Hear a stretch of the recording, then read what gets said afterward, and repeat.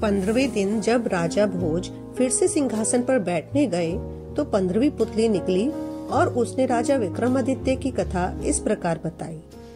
राजा विक्रमादित्य के शासन काल में उज्जैन राज्य की समृद्धि आकाश छूने लगी थी।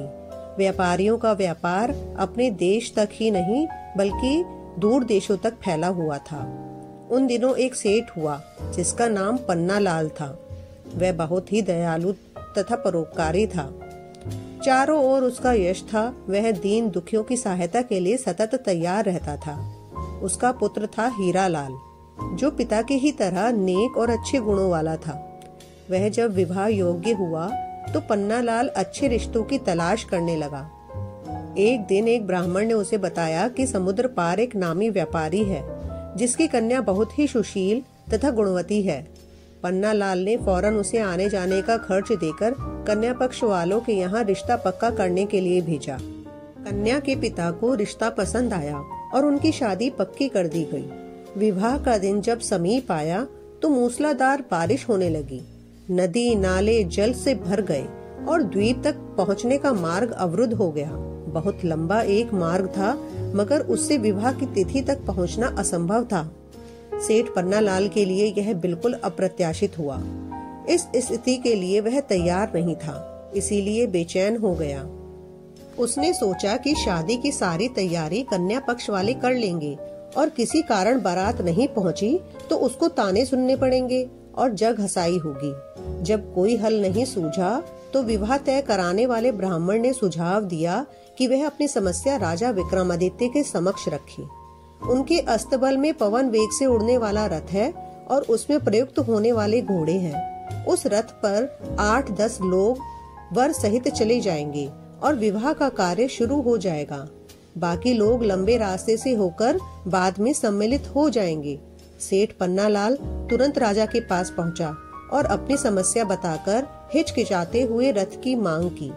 विक्रम ने मुस्कुराकर कहा कि राजा की हर चीज प्रजा के हित के लिए और रक्षा के लिए होती है और उन्होंने अस्तबल के प्रबंधक को बुलाकर तत्काल उसे घोड़े सहित वह रथ दिलवा दिया। प्रसन्नता के मारे पन्ना लाल को नहीं सूझा कि राजा विक्रम को कैसे धन्यवाद दें। जब वह रथ और घोड़े सहित चला गया तो विक्रम को चिंता हुई कि जिस काम के लिए सेठ ने रथ लिया है कहीं वह कार्य भीषण वर्षा की वजह से बाधित न हो जाए। उन्होंने माँ काली द्वारा प्रदत्त बेतालों का स्मरण किया और उन्हें सकुशल वर को विवाह स्थल तक ले जाने तथा विवाह संपन्न कराने की आज्ञा दी। जब वर वाला रथ पवन वेग से दौड़ने का तैयार हुआ तो दोनों बेताल छाया की तरह रथ के साथ चलने लगे। यात्रा के मध्य में सेठ ने देखा कि रास्ता कहीं भी नहीं दिख रहा है। चारों ओर पानी ही पानी है तो उसकी चिंता बहुत बढ़ गई। उसे सूझ नहीं रहा था कि क्या किया जाए। तभी अविश्वसनीय घटना घटी। घोड़े सहित रथ जमीन के ऊपर उड़ने लगा। रथ जल के ऊपर ही ऊपर उड़ता हुआ निश्चित दिशा में बढ़ रहा था। दरअसल बेतालों ने उसे थाम रखा था और विवाह स्थल की ओर उड़े जा रहे थे। निश्चित मुहूर्त में सेठ के पुत्र का विवाह संपन्न हो गया। कन्या को साथ लेकर जब सेठ पन्ना लाल उज्जैन लौटा तो घर के बदले सीधा राज दरबार गया। राजा विक्रमादित्य ने वर वधू को आशीर्वाद दिया। सेठ पन्ना लाल घोड़े और रथ की प्रशंसा में ही खोया रहा। राजा विक्रमादित्य उसका आशय समझ गए और उन्होंने अश्व तथा रथ उसे उपहार स्वरूप भेंट कर दिए।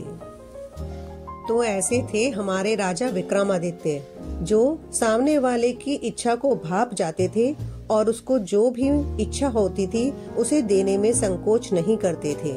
ऐसा कहकर 15वीं पुतली भी सिंहासन में जड़ित हो गई।